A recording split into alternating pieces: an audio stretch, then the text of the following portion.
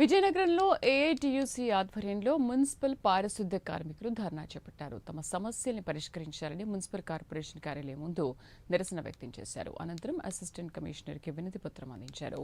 ఎన్నికల సమయంలో ఇచ్చిన హామీలను వెంటనే అమలు చేయాలని ఏఐటియుసి జిల్లా ప్రధాన కార్యదర్శి భుగత అశోక్ కోరారు.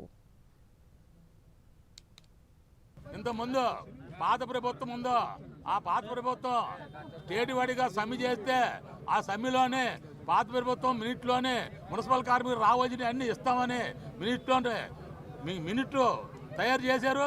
యూనియన్తో అగ్రిమెంట్ కూడా చేయించుకున్నారు. చచ్చిపోయిన కార్మికులకు ఉద్యోగం ఇస్తామని, ఖాళీ పోస్టులు భర్తీ చేస్తామని, రిటైర్మెంట్ కార్మికులు కూడా ఉద్యోగం ఇస్తామని, పెండింగ్ సమస్యలన్నీ కూడా మేము పరిష్కారం చేస్తామని మినిట్ రాశారు. ఆ మినిట్ని అందరు కమిషనర్లకి పంపించారు. కానీ కమిషనర్లు ఆ మినిట్ని ఇంప్లిమెంట్ చేయకుండా ఈ కార్మికులు చాలా దారుణంగా ఈ కార్మికుల్ని అన్యాయం చేస్తున్నారు. ఏం చేదంటే కమిషనర్ జీవో అంటాడు, ప్రభుత్వం మినిట్ అంతది. ఈ రెండింటికి కూడా ఒకదానికి కూడా పొందం లేదు.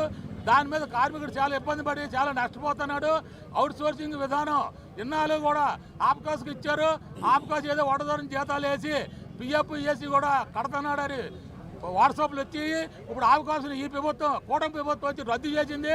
రద్దు చేసినప్పుడు నువ్వు మెరుగైన ఉపాధి కల్పించాలి. వాళ్ళకి మెరుగైన ఉపాధి అంటే పర్మిట్ చేయాలి. పర్మిట్ చేయకుండా ప్రైవేట్ ఏజెన్సీలకు ఇస్తున్నాడు అవుట్ సోర్సింగ్ని.